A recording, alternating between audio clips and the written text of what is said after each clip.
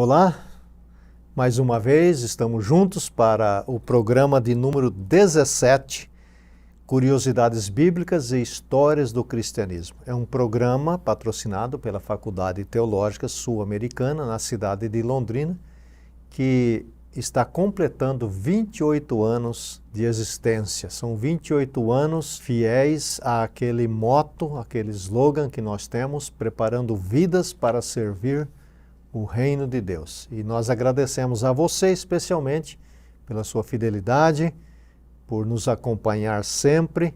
E eu já quero fazer um convite aqui. Nós temos sempre vários convites. O primeiro é, mande o link do programa para alguém agora, para assistir junto com você, porque estamos finalizando esse tópico dentro da nossa série, que é sobre a formação da Bíblia.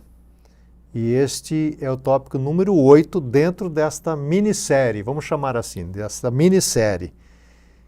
E o tema de hoje é como a Bíblia chegou ao Brasil. Então, finalmente, nós vamos falar mais especificamente sobre isso. E mais uma vez, para explanar isso para nós com os detalhes e as peculiaridades e particularidades que só ele conhece, nosso professor Wander de Lara Proença. Wander, mais uma vez juntos para esse tema importante que agora é mais próximo, né? Está mais perto da gente. Verdade, AC. Legal estar aqui de volta. E fechando essa série, fica aí o nosso convite para quem sabe não assistiu a todos os outros episódios desta série, vale a pena, né? Busque lá na nossa playlist, você vai ter todos os demais programas, divulgue, para você ter isso como um curso, porque nós partimos lá no primeiro programa mostrando como é que a Bíblia surgiu, se formou, né, a origem dos livros, enfim, temáticas diversas muito interessantes, para a gente fechar agora mostrando como que finalmente a Bíblia chegou ao Brasil, chegou ao nosso contexto. Então acho que fica aí para todos um curso bem panorâmico que tentamos trazer durante esta série. Uhum. É verdade, hoje nós temos um acesso tão fácil às Escrituras, nem sempre foi assim, nós já vimos anteriormente a dificuldade que era ter acesso a uma Bíblia ou a uma porção da Bíblia, não necessariamente a Bíblia toda, a uma porção da Bíblia, muito difícil. E hoje você abre o seu computador ou o seu aplicativo e tem dezenas de versões em português e milhares de versões já em outras línguas. Então, às vezes a gente não se dá conta de como isso foi difícil, de como isso foi construído ao longo da história para chegar até ao Brasil, que é a temática de hoje, como a Bíblia chegou ao Brasil. E demorou, professor Wander, para que a Bíblia chegasse ao Brasil? Vamos começar já com essa pergunta, né? Então, a Bíblia chegou ao Brasil e demorou-se muito para chegar ao Brasil? Porque a Bíblia já estava disponível, né, em outras partes do mundo. Sim. Na sua totalidade, né? Isso, sim. E aí, então, ela vem eventualmente para o Brasil. Como é Legal. que é isso? Legal a partir daí. Então vamos só reconstruir um pouquinho historicamente alguns marcos da história do cristianismo para a gente conseguir, finalmente, então, trazer isso para o nosso contexto mais brasileiro. Então vamos lembrar que durante a Idade Média, o chamado período medieval, que é um período que dura 1000 anos, né, do século V ao século XV depois de Cristo, a leitura da Bíblia ela ficou bastante restrita ao clero. Vamos recordar aqui de Gregório Magno, que é um papa muito influente, que lá no século VIII acabou determinando que a leitura da Bíblia fosse feita apenas em latim. E aí a Vulgata, que é a tradução de Jerônimo, tradução para a língua latina, passou a ser a leitura oficial, a única leitura autorizada pela igreja. E não só isso, né? Apenas o leigo, aliás, apenas o clérigo poderia ter acesso à leitura. O leigo, aquele que não era do clero, teria que ouvir a leitura feita por um sacerdote, né? Alguém autorizado pela igreja, e em seguida a homilia, a explicação, é o sermão explicativo que acontecia durante a missa. Então, ao longo do período medieval, nós podemos dizer que a leitura da Bíblia foi basicamente retirada das mãos do povo. Até porque nem todos também sabiam ler. Vamos lembrar, a gente comentou isso, né? O acesso ao livro é uma coisa restrita, difícil, cara. o advento da imprensa só vai acontecer no século XV. Em 1456, com John Gutenberg, na região da Germânia, quando ele vai criar a imprensa moderna como a gente conhece. Aí sim, a popularização do texto, o acesso muito mais facilitado do texto. Mas antes disso, o livro era manuscrito, né, copiado nos monastérios, gastava-se uma vida inteira para você fazer uma cópia. Então é caro, é oneroso, muita gente não sabe ler, e consequentemente a Bíblia ficou muito restrita a um grupo seleto, a uma elite de pessoas que tinham posses ou então pertenciam ao clero. Então aí nós vamos avançar um pouco para chegarmos à Reforma Protestante do século XVI. No século XVI, com o advento da Reforma, com Martinho Lutero e outros reformadores, uma das primeiras preocupações deles foi devolver a Bíblia ao povo. Então Lutero vai traduzir a Bíblia para a língua do povo. Não só isso, vai dizer que todos agora podem ler as Escrituras, não apenas o clero, não apenas o sacerdote, o pastor. E ao fazer isso, Lutero revolucionou. A Reforma Protestante foi um grande movimento, com repercussões, impactos no mundo ocidental, por conta da leitura. Devolver a leitura, alfabetizar o povo, criar escolas e devolver a Bíblia para o povo. E aí nós chegamos então à sua pergunta assim, quando que surge o Brasil como a gente conhece, né, historicamente aí? Vamos lembrar da chegada dos portugueses em 1500, um projeto de expansão colonial, mas antes dos portugueses essa região já era demarcada, já era conhecida, porque Cristóvão Colombo já havia chegado à América em 1492, já se sabia da existência desse novo mundo. Os portugueses vieram aqui para tomar posse por conta de um acordo, de um benefício que teriam recebido do Papa na época, né, no acordo entre Espanha e Portugal. Claro que essa região toda aqui já era habitada, ocupada por milhares de pessoas. Estima-se que na América, como a gente hoje chama, esse mundo ameríndio, esse mundo pré-colombiano, já habitasse aqui em torno de 80 milhões de pessoas nas 3 Américas. 80 milhões é a população do Império Romano Antigo. Era muita gente. Então os portugueses chegam, os portugueses são católicos, os espanhóis que ocupam todo o restante da América também são católicos. E, consequentemente, a Bíblia ficou distante desse povo que já estava aqui. Porque haverá o controle católico dessa leitura, do acesso às escrituras e aos textos. E durante esse período, então, colonial, haverá uma hegemonia e um controle absolutamente católico daquilo que poderia ser lido nessa colônia. Acho que dá para a gente puxar um gancho aí para dizer quando então que finalmente começa a chegar os primeiros fragmentos. Ainda nesse período, ainda é em latim, né? Ainda aqui no Brasil, estou perguntando. Ainda em latim. Não porque vem da Europa para cá no mesmo sistema, ou seja, continua em latim. Tudo em latim. Vamos esclarecer bem esse ponto. Acontece a Reforma Protestante, Lutero distribui a Bíblia ao povo, a Bíblia vai se popularizando no meio protestante, nos países que vão aderindo ao protestantismo. Mas vamos lembrar que a Igreja Católica realizou um concílio bem importante, chamado Concílio de Trento, Concílio da Contra-Reforma, em 1545. Esse Concílio da Contra-Reforma é um concílio que ratifica, continua validando a leitura da Bíblia apenas em latim. Ninguém poderia ler a Bíblia no vernáculo, numa outra língua, que foi uma estratégia de fazer um enfrentamento a Lutero e à Reforma. Por isso se chama Concílio da Contra-Reforma, realizado em Trento, que é uma cidade na Itália. Só para a gente ter uma ideia, esse concílio durou 18 anos. Trabalhos, comissões, debates, a prova. No final, o concílio decidiu que a Bíblia só poderia ser lida em latim, só o clero estava autorizado, e não só isso. Foi nesse concílio que as ordens religiosas, como os jesuítas, por exemplo, foram reconhecidas, algumas dessas ordens. E tiveram o papel de avançar para as colônias que estavam surgindo e nascendo, que era o caso do Brasil. Então o Concílio de Trento começa em 1545, e ele vai ter exatamente no período que o Brasil está começando a existir enquanto nação extensiva de Portugal, colônia de Portugal. E aí a decisão que foi tomada no Concílio de Trento vai valer também para a colônia que está nascendo, ou seja, isso que você disse.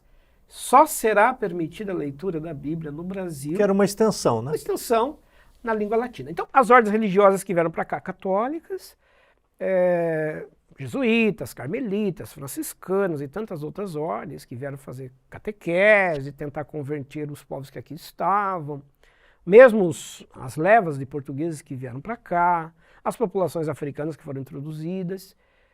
Todo esse cenário católico português será um cenário em que se conhece a Bíblia por ouvir falar, se conhece a Bíblia a partir daquilo que o padre, o missionário, o religioso diz, né, lê e transmite e retransmite. E também, como você disse, imagina-se que não deveria ter muitos, né, livros disponíveis, né? O acesso era pequeno. Muito restrito, população que muitos não sabiam ler. Não sabia ler, né? Então, naturalmente, que quem ia ler era mesmo o sacerdote. Perfeito, né? Perfeito. E é bom lembrar, até pegando um gancho aí dessa pergunta, que a leitura da Bíblia no vernáculo, né, ou seja, a tradução da Bíblia para as mais diferentes línguas, dentro do catolicismo, ela só vai acontecer oficialmente a partir do Concílio Vaticano II. O Concílio Vaticano II é de 1962. Bem recente. Século XX, ou seja, durante todo esse período, quem está nos acompanhando aí, né, ou é católico, ou tem familiares católicos, ou acompanharam de perto na vivência esse período, vão se lembrar que as pessoas iam à missa, o padre fazia a leitura do texto em latim, muitas vezes de costas para o público, voltado para o altar. Terminada a leitura, ele fazia a homilia, a explicação daquele texto. As pessoas iam para a missa para ouvir a leitura da Bíblia. Isso até 1962. Quer dizer, somente a partir desse ano é que o Concílio Vaticano II autorizou que a Bíblia pudesse ser lida, né, de forma ampla por todas as pessoas, como acontece hoje, inclusive entre os católicos. Então, e falando então de línguas, né, de vernáculo, havia então a Bíblia em latim, e quando que a Bíblia em português começa a surgir? Quando se dá então esse desejo, esse momento de colocar as escrituras em português? Ok. É bem importante essa questão, mas antes dela eu vou só puxar um detalhe que acho que vai ajudar aí. Durante esse Brasil colonial, durante esse período da colonização portuguesa, em que havia um controle bastante rigoroso sobre qualquer literatura que pudesse circular por aqui, especialmente as chamadas literaturas da Reforma, reformistas. Vamos lembrar que a Europa, impactada pela Reforma Protestante, era naquele momento um palco de tensões entre católicos e protestantes, entre nações que estavam aderindo ao protestantismo. E o Concílio de Trento, que nós já mencionamos aqui, ele também criou lá, numa das suas resoluções, o chamado Index, que é a vigilância à leitura. A vigilância é aquilo que se escreve, que tem que ter o crivo da igreja, a autorização da igreja. E toda literatura que viesse de nação protestante, que tivesse qualquer vínculo com o luteranismo, com as ideias da reforma, eram literaturas que teriam que ser banidas, abolidas e proibidas, espúrias, né? Com certeza, ao católico. Uhum. Isso valeu para a colônia, né? Para a colônia portuguesa aqui. Então, durante esse tempo de Brasil, colônia, de Portugal, nós teremos, digamos, algumas estratégias usadas pelos protestantes para minimamente tentar disseminar aqui alguma leitura da Bíblia.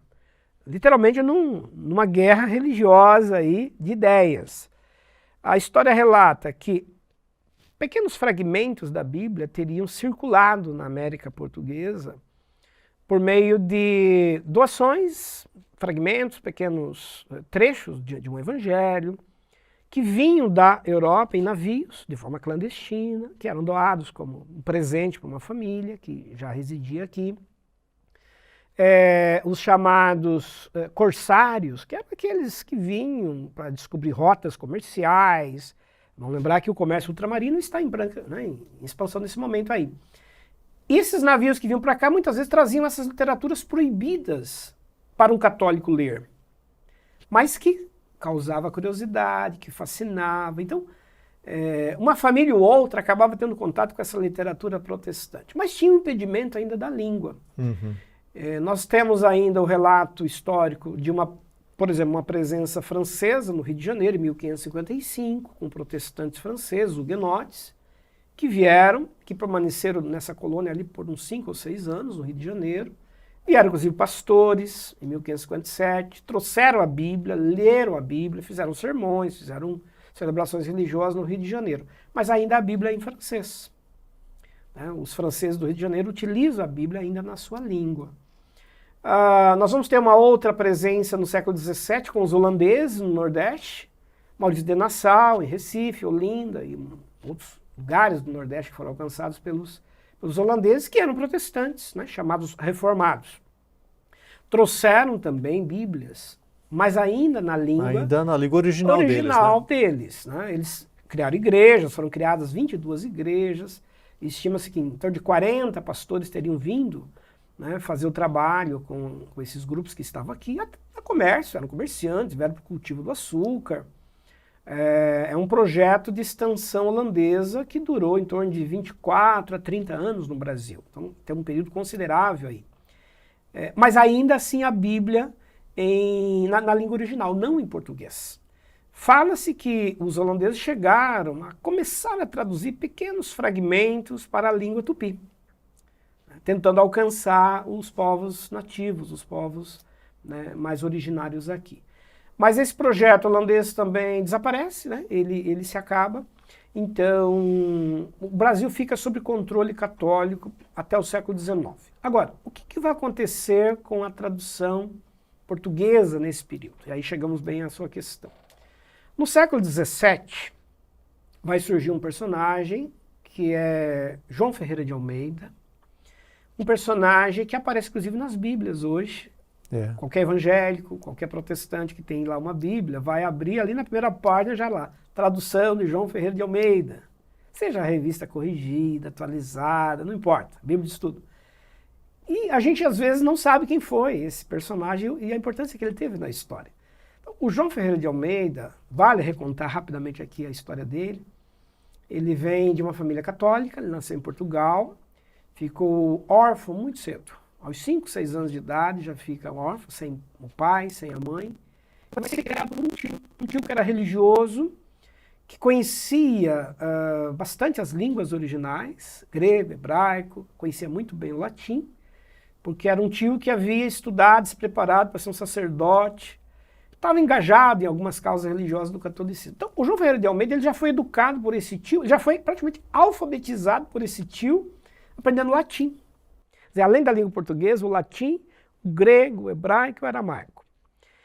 Quando completou 14 anos de idade, João Ferreira de Almeida acabou indo morar numa região asiática, hoje da Indonésia, né? Região da Malásia. E lá existiam colônias holandesas, que eram colônias protestantes da Igreja Reformada Holandesa. E ele teve contato lá com uma literatura de Lutero, que dizia por que Lutero rompeu com o catolicismo. Pequeno livreto. Ele leu aquilo e ficou muito impactado, começou a estudar mais as ideias de Lutero. Resumindo, se converte ao protestantismo, se converte à fé protestante. E uma das primeiras ações dele, ao se tornar protestante, se filiou à Igreja Reformada Holandesa, foi se preocupar em traduzir a Bíblia para a língua portuguesa. Porque agora, sendo protestante, ele não estava mais impedido de fazer a tradução. Aos 16 anos de idade, ele já começa a traduzir o Novo Testamento. 16 anos de idade.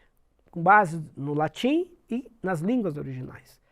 Logo, ele conseguiu uma versão, né, uma primeira versão do Novo Testamento. Já conseguiu circular um pouco de cópias ali naquela região, na língua portuguesa. Porque o português também era falado nessa região da Malásia. Porque ali havia sido uma colônia portuguesa anteriormente, que acabou sendo reconquistada pelos holandeses reformados. Resumindo, o João Ferreira de Almeida vai, a partir daí, começar a se dedicar a traduzir. E gastou praticamente 50 anos da vida dele traduzindo. Traduziu todo o Novo Testamento, depois estava traduzindo o Antigo Testamento. E quando ele estava já no livro de Ezequiel do Antigo Testamento, ele acaba ficando doente e morre. Ele morre aos 62 anos de idade. Faltava pouco, né? Faltava pouco, já estava em Ezequiel. E um outro tradutor que trabalhava com ele, um outro pastor, também holandês, reformado, deu continuidade à tradução dele. Então, 2 anos depois da morte do João Ferreira de Almeida, né, 1694, por ali, toda a Bíblia já estava concluída e traduzida para o português. Depois disso, fizeram uma série de revisões, ajustes e tudo mais. E aí, por volta de 1850, toda a Bíblia já estava em português, revisada, pronta para ser editada. E aí que mas entra, demorou, né, Wander? Demorou muito.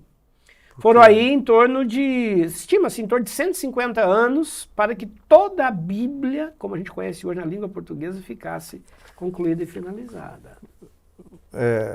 Como eu disse anteriormente, você percebe aí que não é uma coisa tão simples, né? Você abre o aplicativo aí, é facinho de ler a Bíblia, às vezes não se dá conta disso. Esse menino, um menino que começa essa tradução, e depois da morte dele, até que se completa tudo, são 150 anos. Hoje a gente tem preguiça de gastar 15 minutos lendo as Escrituras, Exato. né? Então é importante que o professor Wander está falando, até para nos motivar, incentivar a leitura e ao estudo das Escrituras, para honrar a memória desses que vieram antes de nós e esse desejo imenso de gastar a vida traduzindo as Escrituras, não é, Wander? Isso, e então, só esclarecendo ali, né, a questão das datas, 1750, né, é o momento em que praticamente toda a Bíblia está finalizada, né, eu acho que falei 1850. E foi aí no século XVIII, aí nós já estamos no século XVIII, 1750. Toda a Bíblia está pronta agora, né, depois da morte dele. Então a gente tem 150 anos entre a vida de João Ferreira de Almeida... De quando ele começa até terminar. A conclusão, né? 150, é muito tempo, né? Muito tempo. Para que a Bíblia toda ficasse em português. A gente tem que honrar isso, né? Exatamente. E aí acontece assim, uma coisa importante. É criada, né, logo aí, a Sociedade Bíblica Britânica. E estrangeira. Foi a primeira, né? A primeira. E estrangeira, que vai ter como preocupação fazer cópias, utilizar-se da imprensa e fazer cópias da Bíblia em português, para começar a enviar para as colônias de fala portuguesa. E aí acontece um episódio bem curioso. No século XVIII, prepararam um carregamento de evangelhos, Evangelho de Mateus, em torno de umas 150 exemplares do Evangelho de Mateus, que seria levado para uma colônia na Índia, em Goa, que é uma colônia de fala portuguesa. Sim, até hoje. Até hoje.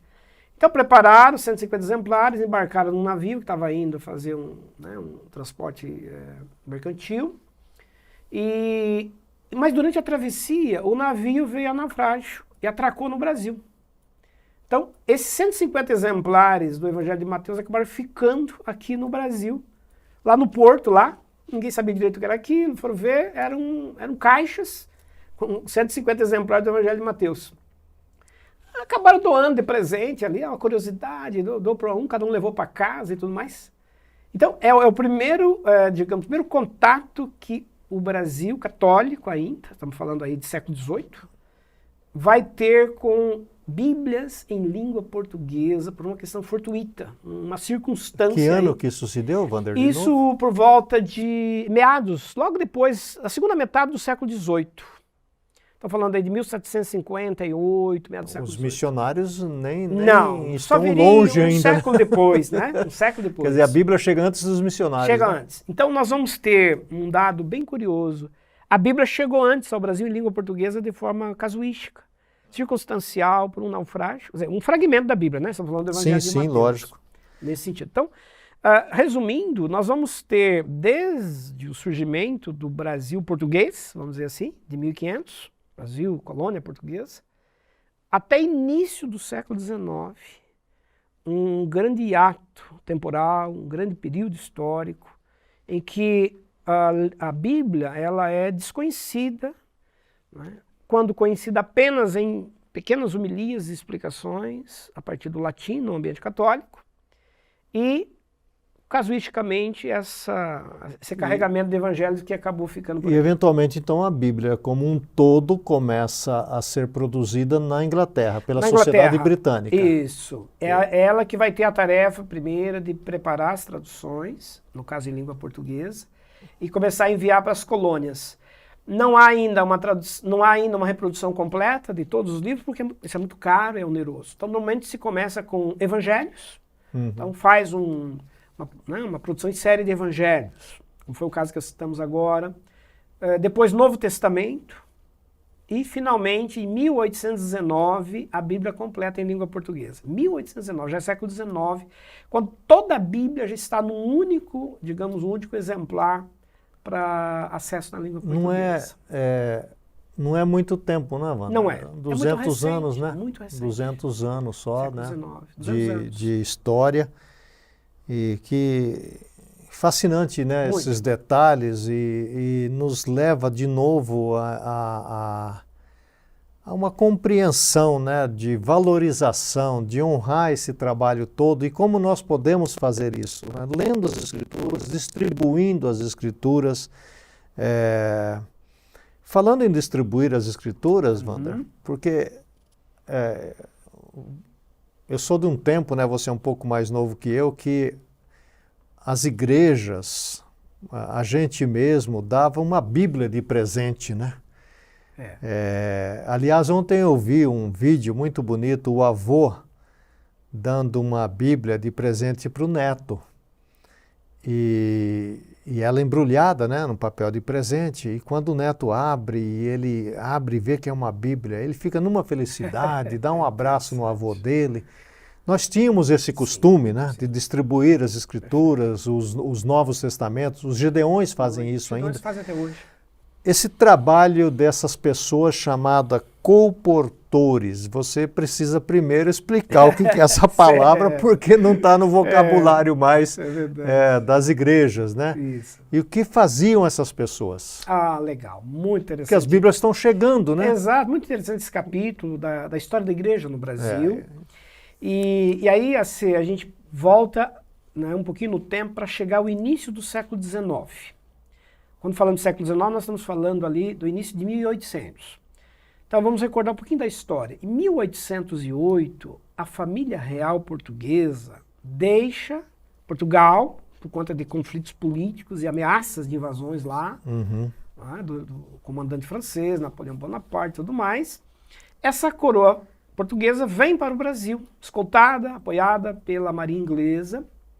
Então nós vamos ter um contingente populacional português vindo viver no Brasil, toda a corte portuguesa, o estado do Rio de Janeiro vai ser a sede desse governo. Em torno de 15 mil pessoas se deslocaram junto com a corte para se estabelecer no Rio de Janeiro. Pois bem, a vinda dos portugueses ao Brasil, custeada pelo dinheiro inglês, o apoio militar inglês, logo após a chegada da família real, ocorreu a assinatura do chamado Tratado do Comércio, em 1810. O Tratado do Comércio foi um acordo firmado entre portugueses e ingleses para que os ingleses pudessem vir fazer comércio no Brasil. Pudessem vir para cá, trabalhar, morar aqui por um tempo. Só que os ingleses eram protestantes, de origem protestante, anglicana, e todas as demais denominações que se formaram na Inglaterra. Igreja Congregacional, Igreja Batista, os presbiterianos, os puritanos estão lá, os reformados, enfim. A Inglaterra, a Grã-Bretanha como um todo, é protestante, né? Historicamente protestante. E aí então surge um impasse. Esses protestantes que virão para o Brasil, um país católico ainda, regido pelo chamado padroado, que é o casamento da igreja e do Estado, como é que vai ser a vida desses protestantes aqui? Eles vão poder fazer o seu culto? Eles vão poder ler a Bíblia? Então, na assinatura desse Tratado de Comércio, em 1810, houve lá uma cláusula sobre a questão religiosa, no acordo.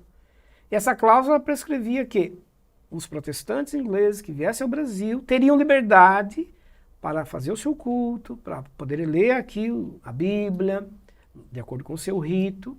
Claro, desde que não fizessem templos públicos, mas fizessem isso nos navios, nas próprias casas, num ambiente um pouco mais privado. Mas já foi um grande começo. E não só isso, nesse acordo foi também estabelecido que literaturas protestantes poderiam chegar ao Brasil. Então, a Sociedade Bíblica Britânica já pegou carona aí. E começou já a produzir textos, né, cópias do Novo Testamento e tudo mais, para começar a fazer os envios para cá. E aí nós vamos ter carregamentos de Bíblias começando a chegar ao Brasil, carregamentos trazidos por esses ingleses. E aí acontecia isso que você falou. Davam de presente, né, para um amigo, um vizinho, um colega de trabalho, porque são comerciantes, são empreendedores, enfim, e que trazem uma Bíblia como uma coisa nova, diferente, que o católico não tinha. Ele não possuía em casa uma versão em português. Tá? Curiosidade de ler. Mas aí, nós avançando um pouquinho no tempo, no século XIX, a gente vai ter, especialmente a partir de 1836, a chegada oficial dos missionários colportores. A palavra colportor, palavra de origem francesa, que significa vendedor de literaturas, aquele que vende livros, colportor, portador de livros para venda. E no caso aí, vendedores de Bíblias também. Então começa a chegar missionários enviados, a partir de 1836, pela Sociedade Bíblica Britânica e depois norte-americana, porque vai também nascer a Sociedade, né, norte-americana, bíblica americana, trazendo Bíblias para serem vendidas, distribuídas, fazendo um trabalho de casa em casa. Então, Wander, é importante essa distinção, sim, porque eles não vinham como tipo assim um missionário oficial para abrir uma igreja. Eles vinham como missionários para vender a Bíblia. Vender Bíblia, vender literatura, distribuir a literatura. Era um trabalho. Um trabalho, é um trabalho profissional. Eles são vendedores de literaturas que escolheram vender Bíblias, no caso aqui. Agora, claro que eles estão ligados a um interesse missionário aí, assim, principiante, iniciante, de disseminar aqui a fé protestante e a fé evangélica. Há dois, né, mais conhecidos, colportores que chegam ao Rio de Janeiro em 1836, um deles, o Daniel Kidder, que era metodista, e eles chegam a fazer algumas reuniões no Rio de Janeiro, criam ali um primeiro núcleo metodista, mas ainda de fala inglesa, mas eles fazem um trabalho no Rio de Janeiro, né, São Paulo, disseminando a Bíblia.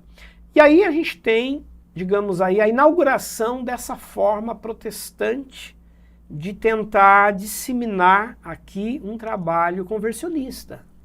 Porque, vamos lembrar que a primeira Constituição do Brasil, de 1824, já do Brasil independente, ela trouxe no artigo 5º uma cláusula religiosa, dizendo que o Brasil continuaria a ser um país católico, o imperador continuaria a jurar fidelidade ao catolicismo. Mas, aí vem a vírgula lá, seria permitido um outro culto, seriam toleradas outras práticas religiosas, desde que respeitadas a religião oficial do Estado. Então, a partir de 1824, começam a entrar no Brasil levas de protestantes, né? Os luteranos que vão para o sul do Brasil, formam as colônias, mas trazem a Bíblia na língua germânica, na língua alemã. Mas a Bíblia está presente. Aqueles primeiros ingleses anglicanos vieram, trouxeram Bíblias na língua inglesa. Mas a partir de 1836, com os colportores, a gente já começa a ter o início de uma visão já conversionista. Eles preparam o terreno, né? Preparam Vamos chamar assim, para a né? chegada dos missionários que vêm depois. Perfeito. Que vai chegar mais tarde. Na década de 50. A partir de 1850 começa a chegar os missionários. Isso vai ser parte de um programa nosso. Sim, faremos um programa específico sobre isso. Nós temos muitos temas ainda sobre a história. Sim. E queremos chegar lá. Wander, você falando sobre essas pessoas, só para dar uma ideia de como era difícil ter uma literatura, e não muito tempo, ainda jovem, eu me recordo, o reverendo Wilson de Souza, foi pastor em Belo Horizonte da Oitava Igreja. Tenho a impressão que o fundador da Oitava Igreja lá de Belo Horizonte, presbiteriana, ele contou uma história que sempre que ele ia pregar nos sítios, ele levava Bíblias com ele, né? E para vender para as pessoas não tinham acesso de a cidade comprar uma Bíblia e tal. Ele sempre levava com ele também um líder da igreja.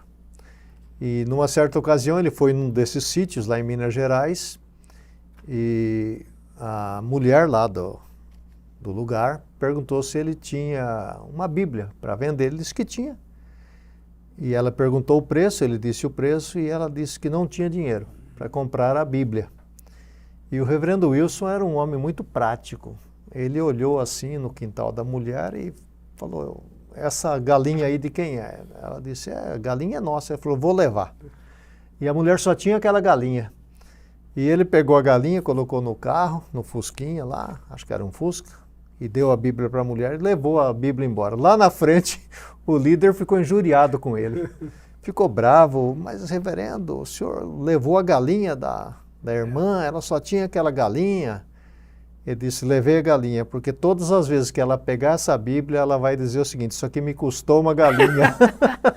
Então, custou muito. Custou muito, ela vai dar muito valor a essa Bíblia. Ela não vai jogar essa Bíblia em qualquer lugar, não, porque custou uma galinha para ela. Verdade, não é? Interessante isso, né? Ele tinha esse conceito mesmo, porque... Ele poderia doar, não cobrar nada, não cobrar mas nada. O valor talvez não fosse o mesmo para ela. Não fosse o mesmo, né? Perfeito, então, eu conto essa história para, de novo, falar, valorizar. Né? Valorizar o que nós temos hoje, né? Valorizar. Wander,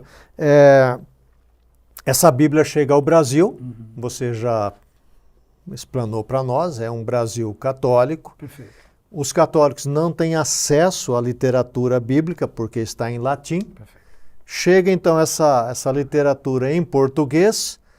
Vai acontecer algum conflito? Vamos ter aí algumas desavenças, né, por causa disso? Como que se dá isso aí na prática lá? Isso, vai acontecer sim. Na história estudada, né, no século XIX, sobre a questão religiosa no Brasil e mesmo no século XX, período bem mais recente, as tensões por conta da Bíblia vão se dar em muitos lugares, especialmente nas cidades do interior, você citou aí.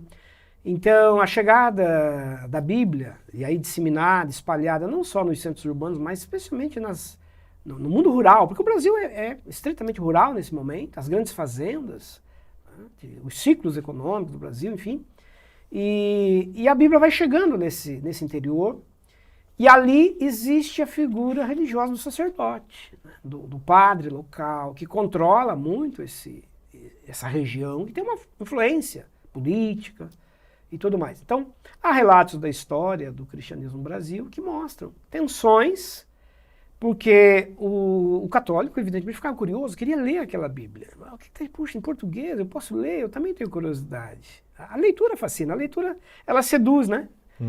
Pelo desconhecido.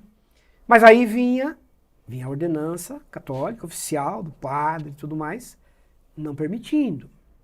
E então a gente terá em alguns lugares do Brasil tensões por conta da Bíblia. Você falou de doar, muitos protestantes, os chamados crentes, doavam Bíblias para os católicos, às vezes de forma escondida, sem que a autoridade eclesiástica ficasse sabendo, e aquilo causava, né, enfim, reações. Vou fazer um parênteses aqui para falar do que aconteceu no norte do Paraná, né? A Faculdade Sul-Americana está aqui no norte do Paraná, cidade de Londrina, que é uma cidade recentemente nova, né? Fundada, originada em 1930, com uma companhia inglesa que se estabeleceu na região, demarcou os lotes e começou a atrair muita gente para cá. Aqui no norte do Paraná aconteceram situações tensas envolvendo a Bíblia. Em 1941, houve um episódio que levou, inclusive, à queima de Bíblias em praça pública. Por quê? Porque os protestantes evangélicos que vieram para o norte do Paraná, e vieram em grande número, o norte do Paraná tem uma presença protestante evangélica muito expressiva. Então a Bíblia foi distribuída, foi divulgada entre famílias católicas. E depois as autoridades eclesiásticas católicas reagiram, discordando. Por quê? Porque havia toda uma disputa. A Bíblia protestante, a Bíblia dos crentes, não tem todos os livros. A tradução de Lutero, a tradução que não tem autorização da igreja. Veja, nós não tínhamos ainda o Concílio Vaticano II. Então, nesse momento, a leitura da Bíblia ainda estava restrita ao latim no ambiente católico. Então, isso vai desencadear queimas de Bíblias aqui no norte do Paraná, algo que vai se repetir até em 1951. Então, isso apenas para ilustrar que a leitura, ela é polêmica.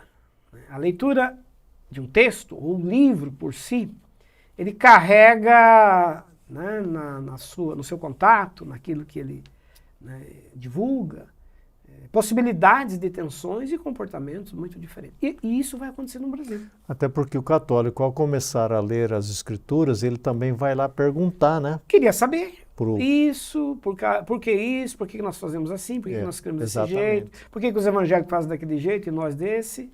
A dúvida leva a pergunta ao sacerdote. Exatamente. E aí a primeira reação é sempre de defesa. Essa Bíblia não está autorizada, ela não é recomendada ao católico. Isso vai mudar mais tarde, como eu falei, em 1962, com o Vaticano II. Mas antes disso, a Bíblia foi motivo de polêmica e tensões entre famílias. Inclusive famílias que eram parte convertida à fé evangélica, à fé protestante, e a outra parte continuava católica, convertida à fé católica. Isso aí aconteceu muito. As polêmicas aconteciam no âmbito familiar. E o evangélico ou protestante, né? Hoje, naturalmente, nós estamos falando da história, nós estamos falando de um momento, né? Para você ficar bem entendido, né? Bem claro, não estamos falando de hoje, exatamente hoje, 2022, mas de um momento na nossa história. O evangélico teve um apreço muito grande à Escritura. Eu lembro quando adolescente a gente ia para a igreja, a gente levava a Bíblia impressa e um inário. Né? Era assim a coisa que... A configuração obrigatória do que era ser um evangélico. Né? Era a Bíblia e o inário. Né? Então, esse apego evangélico foi muito grande, né? Historicamente, a leitura da Bíblia é fundamental para o protestantismo, né? Assim, vamos lembrar de Lutero, falamos dele agora há pouco. Uma das grandes marcas da Reforma Protestante foi a leitura. Lutero traduziu a Bíblia, gastou parte da vida dele traduzindo. Ao fazer isso, disseminou as ideias protestantes. Não só a leitura da Bíblia, mas comentários bíblicos, pequenos fragmentos que ele fez. Então, ele foi bastante beneficiado pela invenção da imprensa, que naquele momento, né, foi favorável a ele. Mas não só isso, Lutero e os demais reformadores investiram muito na educação. Eles diziam que as pessoas tinham que ser alfabetizadas, tinham que aprender a ler para ler as Escrituras. Então, a leitura da Bíblia para o protestante, lá da Reforma, era quase um ato obrigatório para a sua salvação. Precisava ler a Bíblia para conhecer a verdade. Era um dos pilares da reforma, somente as Escrituras. Somente as Escrituras. É a única regra de fé e prática. Então, isso fez com que nos países protestantes, nas nações que aderiram ao protestantismo, o analfabetismo praticamente fosse erradicado. Em 100 anos, as nações que aderiram ao protestantismo não tinham mais analfabetos. Porque as pessoas iam para a escola, aprendiam a ler, os pais ensinavam os filhos. Lutero chegou a criar um imposto para a educação. Um imposto para a educação, para poder alfabetizar, educar a todos. Lutero dizia, cada templo é uma escola. Você tem um templo ali para os serviços religiosos, para os ritos sagrados. Mas durante a semana, esse templo é escola. Tem que funcionar para... Lembrar um pouco a sinagoga, né? Exatamente, volta a ideia da sinagoga, que nós comentamos no programa passado. Então, essa é uma marca do protestantismo, ler a Bíblia. Historicamente, no Brasil foi assim. Os protestantes, os evangélicos, como você está dizendo, né, desde que vão, né, começar a se estabelecer no país, no século XIX, eles carregam como sua marca, sua identidade, carregar uma Bíblia, ter uma Bíblia, ler essa Bíblia. Você chega na casa, está lá a Bíblia posta na estante, um local visível. Né? Os cultos domésticos, né, que muito comum. Saíram um pouco de moda, né, infelizmente, era a leitura da Bíblia, né? O pai normalmente abria ali a palavra e lia, né? Lia para os filhos. E interessante isso. Contava as histórias bíblicas aos filhos. Aos filhos, o Brasil rural, século XIX, é um país ainda fundamentalmente rural. Todo esse interior do Brasil, as famílias não tinham acesso a um clérigo, a um pastor, a um líder. Eram leigos, pessoas simples, mas que sabiam ler. Ou que alguém na família sabia ler. Então tinha uma Bíblia, como você bem coloca, que ali no ambiente familiar, né, levava as pessoas a se reunirem. Então se tem pessoas que vão ler e os demais vão guardar, vão memorizar, vão retransmitir isso depois aos filhos. Então a Bíblia, a leitura da Bíblia terá um papel bem importante na sua disseminação no Brasil. E uma coisa histórica também, assim, estamos falando do século XIX. Dom Pedro II, que assume o governo do Brasil imperial em 1840, Dom Pedro II, que vai governar até o advento da República, em 1889, ele foi um grande leitor, historicamente, ele tinha um grande apreço pela leitura, tentava disseminar a leitura, incentivando a criação de bibliotecas no Brasil, e ele foi muito amigo dos primeiros protestantes missionários que chegaram ao país, que justamente pela questão da leitura. Ele dizia, nós temos que disseminar mais escolas, né, disseminar a leitura, porque havia um alto índice de analfabetos no Brasil. O primeiro grande censo que o Brasil fez em 1871, acusou quase 86, 87% da população brasileira de analfabetos ainda. E a Bíblia vai ter um papel importante aí de alfabetização, né? Incontáveis pessoas, famílias aprenderam a ler. Isso. Né? Até na igreja presbiteriana, Wander, eu não sei como é aí na sua denominação, mas eu faço parte dessa denominação. Quando se apresenta uma criança ou batiza uma criança, uma pergunta que é feita é sobre a Bíblia. Você, o pai e a mãe, vocês vão ensinar esta criança a ler. Isso. Para que no devido tempo, quando chegar a uma idade apropriada, ela possa ler as Escrituras por si mesma. Ainda está isso, ainda tem isso, né? Com o pai e a mãe, de que o filho tem que ser levado a ler a Bíblia. Ler a Bíblia. A leitura da Bíblia. Então é um estímulo muito grande para isso que você está dizendo, para a alfabetização, para a educação, disseminação. E os pais prometem ali na frente, né? Eu espero que cumpram, né? Porque hoje as nossas crianças gostam muito de desenho animado e lógico, né? O mundo da internet. O mundo da internet, mas tem a possibilidade de introduzir as escrituras. Nós temos hoje a Bíblia na linguagem infantil. Sim. E nós vamos falar disso daqui a pouco. Então, o hábito da leitura, né? Por favor, né? Façam isso enquanto eles ainda são pequenos e estão com vocês em casa, né? Porque vai chegar um momento em que não tem mais controle, não tem mais controle, né?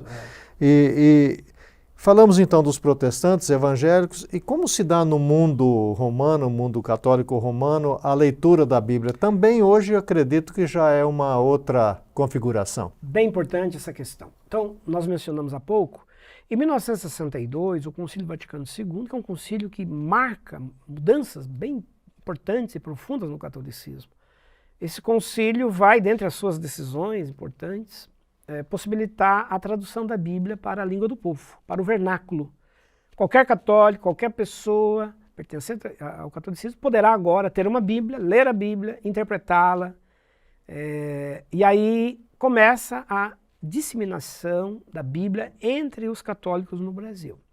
Então, aquele costume de ir à missa e não levar a Bíblia, e chegar lá, ouvir o padre ler em latim e depois fazer homilia, começa a mudar. Então, hoje a gente vê, como você citou, é muito comum, né, o povo católico indo para a missa, levando uma Bíblia, um exemplar da Bíblia. Quando não, a Bíblia está até no celular, que também está ali hoje à disposição. Então, esse gesto que era tipicamente protestante evangélico, levar a Bíblia ao culto, o católico passa a fazer a partir dos anos 60 e 70, podendo também levar as Escrituras. E a Bíblia está sendo disseminada. Vamos lembrar que nos anos 70 e 80 formaram-se as comunidades eclesiais de base do catolicismo, que são pequenos núcleos de estudos de leitura da Bíblia, a popularização da Bíblia. As chamadas SEBs eram espaços de leituras e reflexões do texto bíblico. E a Bíblia era lida a partir do contexto das pessoas, o que foi um avanço da sua realidade enorme, né? Muito, porque até aí então prevalecia, isso que você coloca é bem importante, ler a Bíblia de acordo com os dogmas, as doutrinas. Né? Eu tenho que ler e entender do jeito que o dogma estabelece. A partir das comunidades eclesiais de base, a leitura passa a ser feita com a realidade do povo. Né? Do excluído, da mulher, do negro, do camponês. São as condições vivenciais do povo a partir do texto bíblico. E começa a se ler a Bíblia entendendo que lá no passado também existiram realidades assim, que releitura é possível fazer para o nosso tempo, para o nosso contexto. Então, a leitura contextual, contextualizada da Bíblia vai ser bem marcante a partir dos anos 70, 80, 90, no catolicismo brasileiro, latino-americano, de um modo geral. E vai influenciar, né? Parece uma coisa meio estranha, né? E vai influenciar os evangélicos, né? A aprender também a fazer a mesma coisa. A né? leitura contextualizada. Contextualizada da Bíblia. Perfeito, vai fazer o caminho agora de influência contrária. E também acredito, Wander, que o movimento carismático dentro da Igreja Católica foi uma peça importante, né? Esse é outro ponto que eu ia falar e foi bom você tocar. Realmente, hoje a Renovação Carismática Católica, que é um movimento bastante expressivo, muito presente na mídia, de modo geral, faz leituras da Bíblia, faz estudos da Bíblia, dedica-se a ler as Escrituras, como faziam os evangélicos e os protestantes nos tempos passados. Exatamente. Então, hoje não há mais distinção entre o católico e o evangélico quanto à questão da leitura da Bíblia. Por quê? Como a gente está dizendo, existem grupos dedicados à leitura da Bíblia, de estudos muito profundos das Escrituras, entre o povo, o chamado povo católico, o povo leigo. A Bíblia, então, hoje está popularizada nos mais diferentes segmentos populares e leigos do catolicismo. E isso me leva a uma outra pergunta que eu quero fazer para você e faço um link, uma ligação com o que você está falando. Se você tem uma verba extra aí, por exemplo, uma tradução católica que é fascinante é a Bíblia de Jerusalém. Né? Então nós hoje precisamos de ter essa versão aí, porque ela é uma versão precisa, né? Muito, né? A preciosidade em termos de estudos, para quem quer ler a Bíblia e estudar o contexto, a formação dos livros. Então a Bíblia de Jerusalém é uma versão católica, e muito apreciada. Bíblia, muito apreciada, especialmente no ambiente acadêmico, de estudos, porque traz uma riqueza de pesquisa, de contornos para a interpretação do texto bíblico. Então, a gente tem várias versões de Bíblias no ambiente católico e também, claro, protestante evangélico, mas bem lembrado, a versão de Jerusalém é uma das versões muito apreciadas no meio evangélico também. Eu lembro quando eu estudava, a gente ficava assim, o sonho de consumo nosso era comprar uma Bíblia de Jerusalém, porque era muito caro, né? Então fica aí, né, uma observação para aqueles que gostam de se aprofundar mais. E Wander, falando em versões então, hoje nós temos N versões. Eu li um artigo recente, quase que não dá nem para nominar de tantas versões que nós temos. Por que se dá isso aí? Ok, é interessante isso aí, AC. O texto bíblico, ele vem sofrendo com o tempo também atualizações na sua linguagem, no seu estilo. Hoje a gente vai a uma livraria evangélica ou católica, enfim, encontra ali, como você bem coloca, Bíblias com as mais diferentes versões e configurações. Bíblias de estudos, Bíblias com ilustrações, Bíblias que são destinadas a públicos específicos, a mulher, ao adolescente, à criança. A Bíblia que traz informações, bases de pesquisas que ajudam a compreender aquele texto. E a versão, mesmo as versões mais clássicas, como a João Ferreira de Almeida que nós citamos, vem sendo submetida ao longo do tempo a revisões. Você tem a versão corrigida, a versão atualizada, a linguagem de hoje, que é uma versão que também, quando surgiu, trouxe impacto. Por quê? Porque foi a ideia de se usar termos mais contemporâneos, mais recentes, para facilitar a compreensão. Houve uma certa rejeição na oportunidade, né? Houve sim. Causou um certo estranhamento. Mas parece que a Bíblia não é mais igual àquela, não é mais a mesma. Alguns termos que causavam certo desconforto, mas será que... Então, ela teve realmente uma certa reação. Mas qual foi a ideia? A ideia é levar para uma linguagem mais acessível, de mais fácil entendimento, passagens, textos, uma linguagem muito típica daquele mundo, daquele período, que pode ser relidas para uma realidade mais contemporânea. Então, as versões da Bíblia, as mais diversas versões, vão sendo lançadas para atender às novas demandas, às novas realidades. E é bom dizer que o Brasil, por meio da Sociedade Bíblica e outras que publicam, é um celeiro de produção de Bíblias. Hoje a nossa sociedade bíblica, né, você recorda que o professor Wander falou da sociedade britânica, que foi a primeira a produzir a Bíblia em português, inclusive.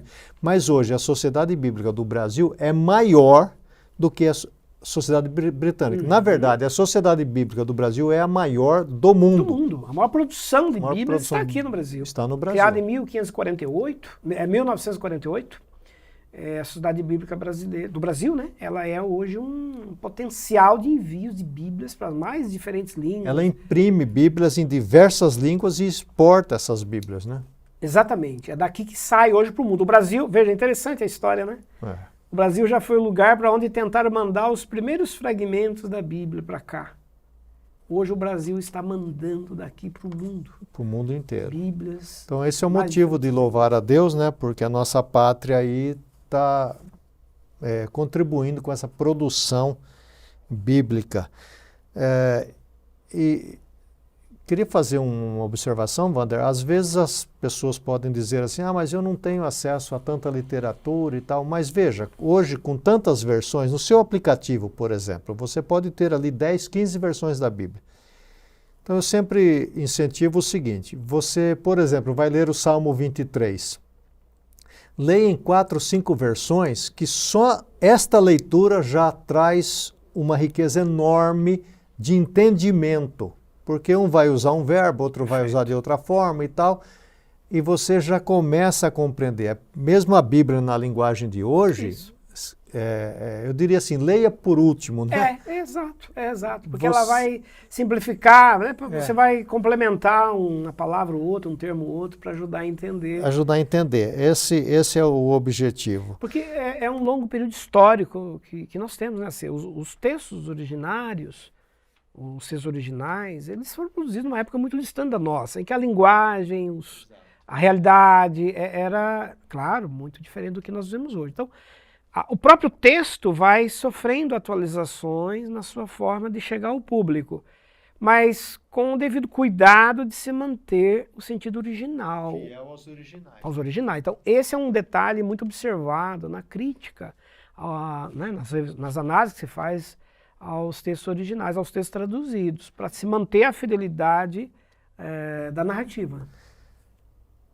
A Bíblia é importante no Brasil, inclusive na sua cidade, aqui em Londrina talvez tenha um monumento à Bíblia. Aqui, fica perto aqui da escola, é um monumento bastante interessante, ele tem 4 pilastras pelo chão, esparramadas no chão, com uma haste voltada para cima, e cada uma daquelas hastes simbolizando, então, os 4 evangelhos, né?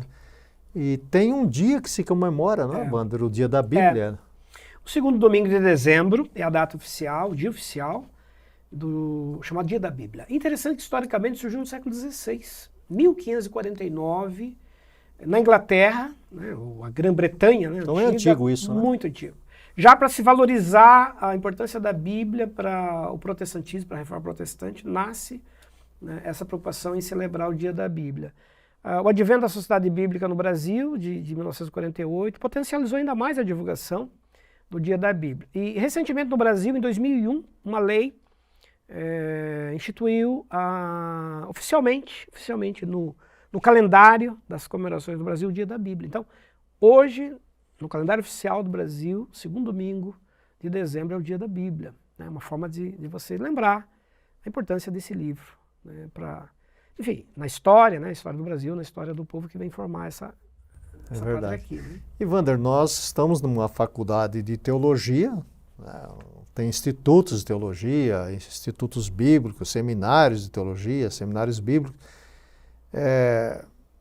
Qual a importância ainda da Bíblia no estudo da teologia ou na preparação teológica? Eu não vou dizer só de ministros, mas de todo o povo de Deus. Qual a importância ainda da Bíblia? Então, é muito interessante isso, né? Talvez alguém que esteja aí nos acompanhando, o que eu vou estudar sobre a Bíblia se eu for fazer um curso de teologia? Se você é nosso estudante, ou você virá para cá para fazer o curso, o que você terá aqui na sua matriz curricular, na sua grade curricular de formação de Bíblia? Só para ilustrar, exemplificar.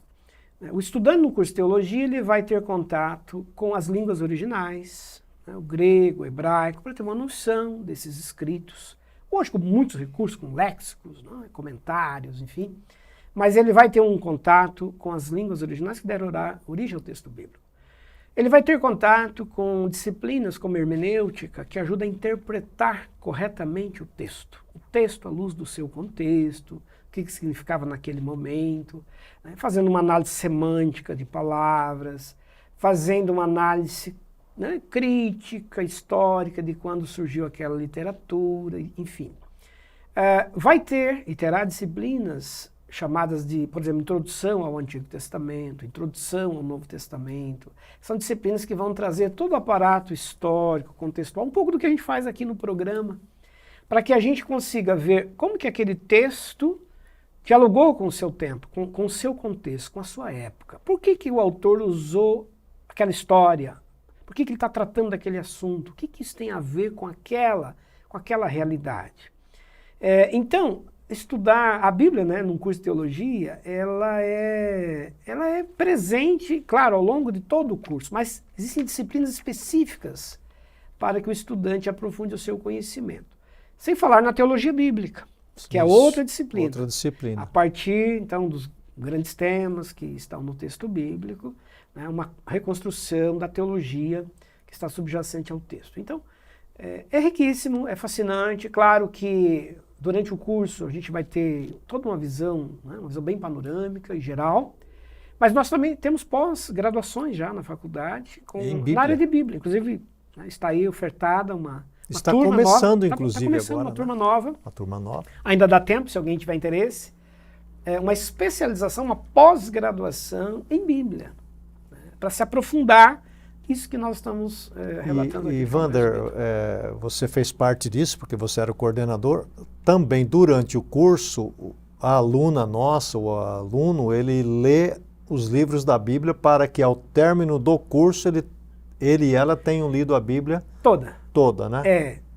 A faculdade sul-americana, ela tem, dentro da sua proposta ali, de disciplinas semestrais, a exigência que o estudante possa ler em cada disciplina 1 ou 2 livros, às vezes 3, quando são pequenos, de modo que do dia que ele entra, se matricula no curso, até o dia que ele tem a obtenção da formatura, né, a colação de grau, ele tenha lido a Bíblia toda durante a sua trajetória, a sua passagem por aqui.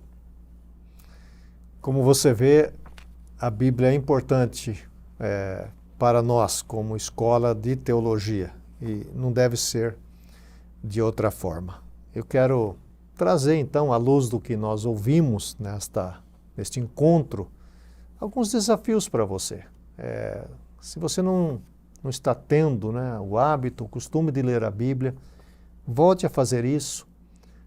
Leia um capítulo por dia. Você pode ler 2 ou 3 versões.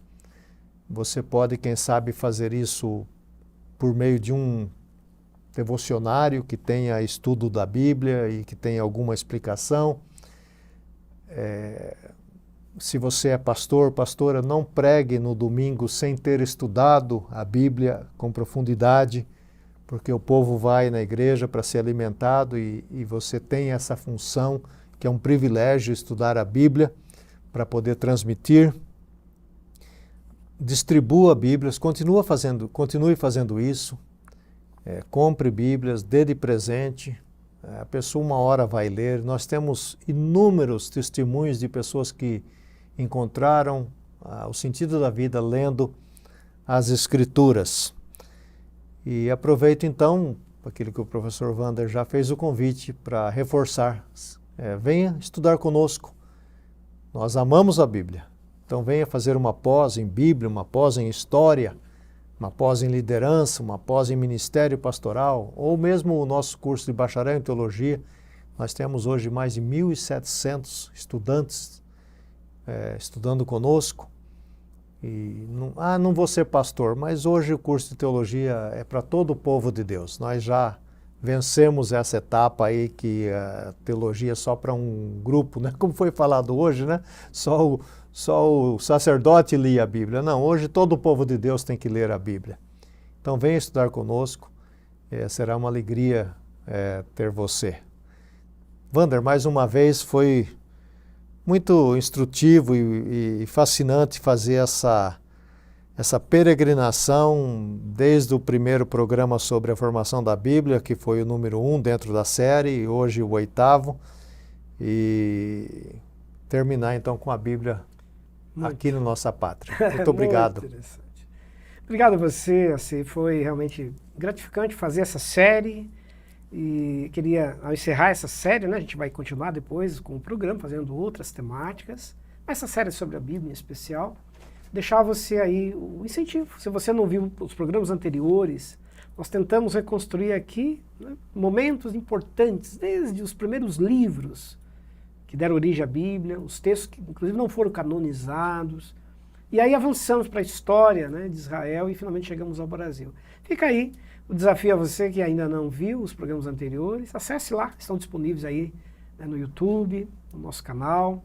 E tendo perguntas, curiosidades, alguma dúvida, nos envie que nós estaremos respondendo aí nos próximos programas também.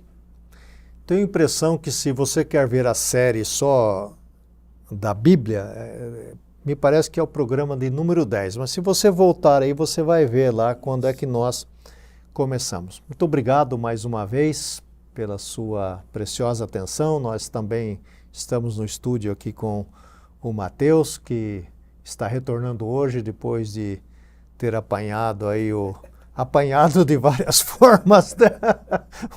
o Covid. Então se cuide da sua família, cuide dos seus queridos. Estamos ainda num período difícil.